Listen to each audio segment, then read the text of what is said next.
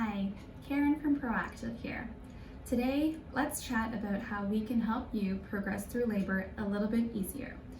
The goal of this video is to help the pregnant individual feel as comfortable as possible throughout labor, as well as help baby progress through the pelvis as quickly and as smoothly as we can. When we think about the pelvis, there are two different spots in the pelvis that baby is going to progress through. The first part is called the pelvic inlet, also known as the top area of the pelvis. The bottom part is called the pelvic outlet, also known as the bottom part of the pelvis. When we think about optimizing pelvic position throughout labor, a couple of spots that we are focusing on is how the sacrum is moving and how our hips are moving. When we are in early stage of labor, the area that we want to focus on opening up is the pelvic inlet. How we'll do that is through sacral flexion.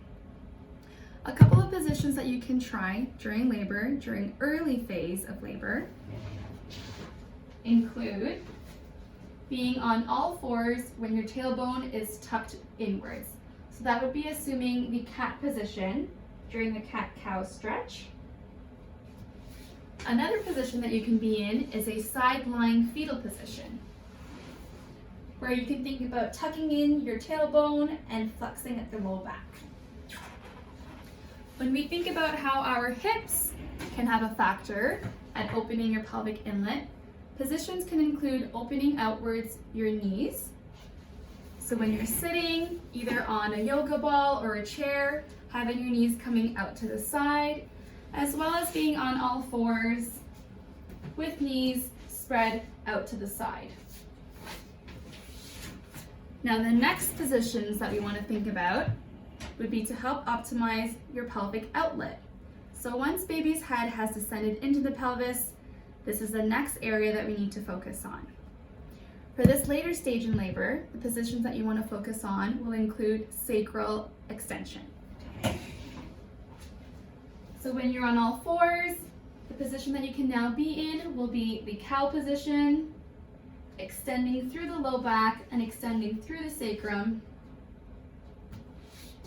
Another position that you can be in would be in a deep squat, whether it's supported with a ball or the wall, and at this point you can be extending through your back. When you're sitting on a yoga ball, same idea, extending through the low back and sacrum. And then when we think about how our hips are positioned, instead of knees being open outwards, it'll be the opposite, knees turned inwards. So if you're on all fours, thinking about bringing your knees together, as well as when you're sitting on a yoga ball or on the chair, bringing your knees inwards will help open the pelvic outlet.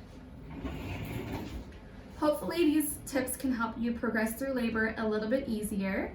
And if you ever need any help going through these positions, please feel free to contact a pelvic floor therapist.